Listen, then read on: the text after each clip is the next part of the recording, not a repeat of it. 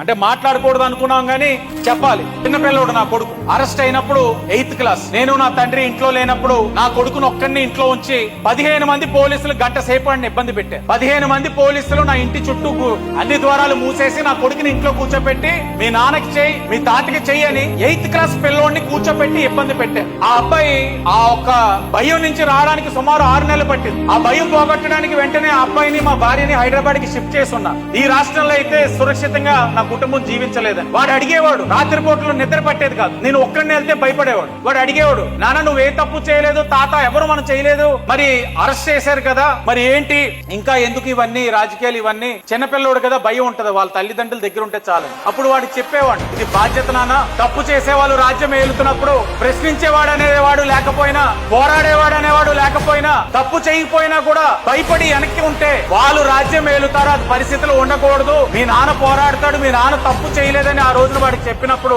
ఏమీ మాట్లాడలే. కానీ ఇప్పుడు 10th క్లాస్ కి వచ్చాడు, కాస్త వచ్చాడు. ఇప్పుడు వాడు చెప్తా ఉన్నాడు, నాన్న నీలాగే అందరూ భయపడుతూ ఉండుంటే ఈ రోజు నీళ్ళు రాపోదురేమో, మీరు ఈ రోజు మీరు అందరూ ఉండడం వల్లే స్టేట్ ఇన్ సేఫ్ హ్యాండ్స్ అని నా ఫ్రెండ్స్ అందరూ రాజమండ్రిలో ఉన్న వాళ్ళందరూ చెప్తున్నారు. నాన్న నాకు ఆ రోజు నువ్వు చెప్పినప్పుడు భయం వేసింది, కానీ ఈ రోజు నువ్వు చెప్తా ఉంటే గర్వంగా ఉందని చెప్పి ఒక 10th క్లాస్ చదువుతున్న పిల్లోడు అంత ఆలోచించగలుగుతున్నాడంటే 8th class to 10th 1.5 years. అంటే నా కుటుంబం పట్ల బాధలు అంతా ఇంత కాదు. నా కుటుంబం పట్ల బాధలు ఏం చిన్నవి కావు. ఈ రోజు కూడా నా ఆస్తులన్నీ కోర్టు అటాచ్మెంట్స్ లోనే ఉన్నాయి.